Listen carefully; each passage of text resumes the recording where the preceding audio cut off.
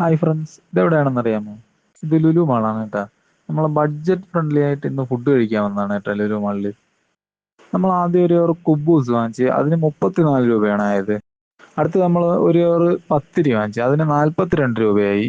പിന്നെ നമ്മൾ വാങ്ങിച്ചതാണ് ഹവായിയൻ ചിക്കൻ സലാഡ്. ഇതിന് 44 രൂപയാണ് ആയത് 250 ഗ്രാമിന്. പക്ഷെ നല്ല ടേസ്റ്റ് ആയിരുന്നു കേട്ടാ ഇത്. പിന്നെ ഒരു ബോട്ടില് ഫ്രൂട്ട് സർബത്ത് വാങ്ങിച്ച് അതിന് 75 രൂപയാണ് ആയത്. പിന്നെ നമ്മൾ വാങ്ങിച്ചതാണ് ഇവിടെ എപ്പോൾ വന്നാലും നിങ്ങൾ മസ്റ്റ് ട്രൈ ആയിട്ടുള്ള ഒരു ഐറ്റമാണ് മെത്തി ചിക്കൻ. ഇത് എല്ലാത്തിൻ്റെ കൂടി നല്ല ടേസ്റ്റാണ് കേട്ടോ. വെറുതെ തിന്നാനായാലും കുബൂസിൻ്റെ കൂടെ ആയാലും പത്തിരിയുടെ കൂടെ ആയാലും നല്ല ടേസ്റ്റുള്ള ഒരു ഐറ്റം ആയിരുന്നു മെത്തി ചിക്കൻ. 250 ഗ്രാമിന് 135 രൂപയാണ് ആയത്. എന്നാലും നല്ല ടേസ്റ്റുള്ള ഒരു ഐറ്റമാണ് കേട്ടോ ഈ മെത്തി ചിക്കൻ എന്ന് പറയുന്നത്. പിന്നെ നമ്മൾ വാങ്ങിച്ചതാണ് ഇറച്ചിച്ചോറ്. ഇത് കിലോയ്ക്ക് 300 രൂപയാണ്. നമ്മൾ 250 ഗ്രാം വാങ്ങിച്ച് 250 എന്നാൽ 255 ഗ്രാം ഉണ്ടായിരുന്നു.